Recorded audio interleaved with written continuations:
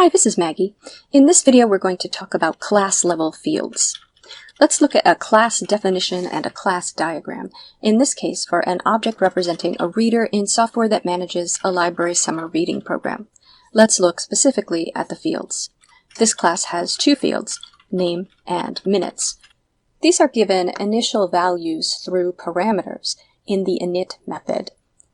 Every object of type reader that we create will have a unique copy of those two fields. So if I create a little testing program that instantiates three reader objects, here I have Maya, Sherman, and Anton. And if I print each of these in the program and run the program, you can see that each has its own unique values in the fields. We could draw object diagrams of each of these objects, and we would show the unique values they have after initialization. There is another kind of field, which is a class level field. This is a field that's shared by all objects of a class. One reason you might see this is if there's data that all of the objects will share. For example, if there's an asset that they're all going to use but not modify, it makes sense to store it once for all objects, not once for each object. You might want to store a class level field that the objects are going to modify. For example, suppose we want to add a reader ID field to our reader class.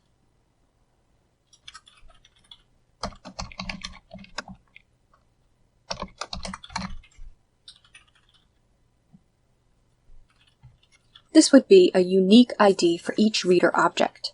We can generate a unique ID by counting the reader objects as they're instantiated and simply assigning the next number in the count to the next reader object.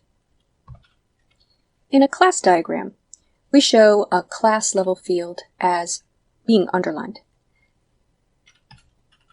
In the code, the class level field is defined and given a value within the class scope outside of the methods of the class. In addition, we can write at the top of the class file, from typing import class var, and when we annotate and initialize our class level field,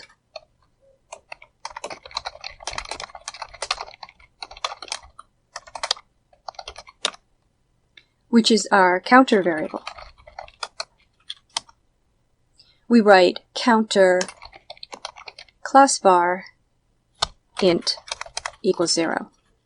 This is a variable annotation that clearly communicates that counter is a class level variable or field and not an object level field. We won't write self.counter in our code because that is how we refer to an object level field. If we look in the init method, you can see how a class level variable is used.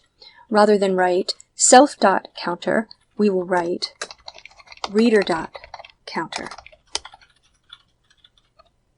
So that's the name of the class followed by the class level variable. We will use self, of course, for the object level fields. Now we're going to add an object level field here, the reader ID field. The way we're using the counter is to increment it each time an object is created, so it always has a valid count of the number of reader objects created. And then we can use it to give a unique ID to each reader object.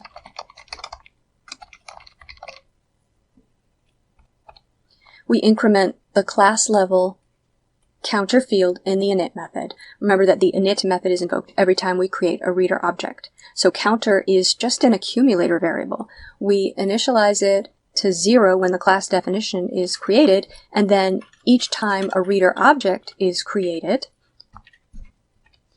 the init method is invoked and we increment the reader counter variable. So going back to our testing program, when we create our first object, Maya, this would be incremented to 1.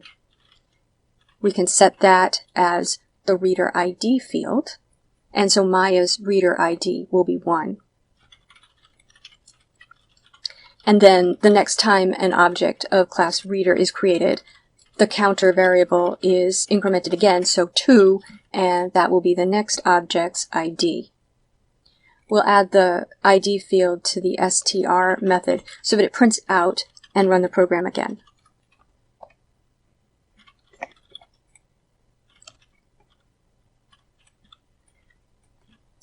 And now you can see that each object has a unique ID based on the order in which it was created. If we add the counter and reader ID fields to the object diagrams, then we will show the values assigned into the reader ID fields. If these diagrams are drawn after all 3 objects are created, then they will all have the same value in the counter field, 3. They all share that field. What value we draw there depends on what these object diagrams represent. If they represent the state of the objects after all 3 objects are created, then they all share the value 3. If I were to draw the Maya object after it is created but before the other 2 objects are created, then the counter field would have a value of 1. But for all objects of class reader, that counter field is shared. So if we are looking at a snapshot of the system at a particular point during execution, all reader objects will show the same value in the counter field. Class level fields are useful for keeping track of data that is shared among all objects of a particular class. To facilitate understanding this, you might insert print statements for all fields inside the init method to watch them change as each object is initialized. Try adding a class level field to another class definition and use it in a meaningful way, either as data shared only by objects of that class or data maintained by objects of that class, such as a counter. When you can add a class field and use it meaningfully in a program, you're ready to move on.